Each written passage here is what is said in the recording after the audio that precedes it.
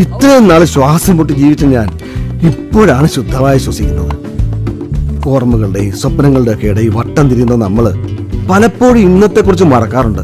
പക്ഷെ സത്യം പറഞ്ഞാൽ ഈ നിമിഷം ഇത് മാത്രമേ നമ്മുടേതായിട്ടുള്ളൂ. അത് തിരിച്ചറിയാൻ ഇങ്ങനെ യാത്ര വേണ്ടി വന്നു. ബാംഗ്ലൂർ ഡേയ്സ് സിനിമ നിങ്ങൾ കണ്ടതാണോ? അതിൽ നിവിൻ പോളിയുടെ അച്ഛനായിട്ട് അഭിനയിക്കുന്ന വിജയരാഘവൻ ഒരു ദിവസം വീട്ടിൽ നിന്നും ഇറങ്ങിപ്പോവാണ്. എന്തിനാണ് ഇറങ്ങിപ്പോയത്? ഒരു കാര്യമില്ലേ. മധ്യവയസ്കർ നേരിടുന്ന ചില പ്രശ്നങ്ങൾ, മിഡ് ലൈഫ് ക്രൈസിസ്. വിവാഹ ജീവിതത്തിൽ പ്രവേശിച്ച് കഴിയുമ്പോൾ നമുക്കറിയാവുന്നതുപോലെ തന്നെ പല രീതിയിലുള്ള മാറ്റങ്ങളാണ് കാലം കഴിയുമ്പോൾ സംഭവിക്കുന്നത്. തുടക്കത്തിലെ അവസ്ഥയല്ല, കുറച്ച് കഴിയുമ്പോൾ കുടുംബം കുറച്ചുകൂടെ എക്സ്പാൻഷൻ സംഭവിക്കാം.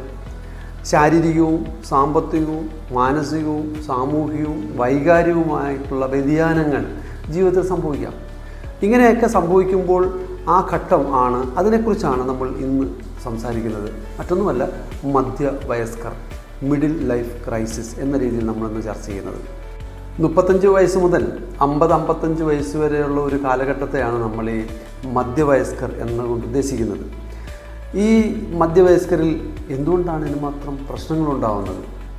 ഈ കാലഘട്ടത്തിൽ നമ്മൾ പലവിധ ചിന്തകളിലൂടെയാണ് കടന്നു പോകുന്നത്. ചിലത് ആവശ്യമുള്ളതും ചിലത് ആവശ്യമില്ലാത്തതും. എനിക്ക് എൻ്റെ ജീവിതം ആഗ്രഹിച്ചതുപോലെ ജീവിക്കാൻ സാധിച്ചോ? എന്തെല്ലാമാണ് ഞാൻ നഷ്ടപ്പെടുത്തിയത്? എന്തെല്ലാമാണ് ഞാൻ നേടിയത്? ഇനി ഇതാണോ ജീവിതം? ഇങ്ങനെ നിരവധിയായിട്ടുള്ള ചിന്തകളുടെ ഒരു കൂമ്പാരമാണ് ഈ ഒരു കാലഘട്ടത്തിൽ കടന്നു പോകുന്നത്.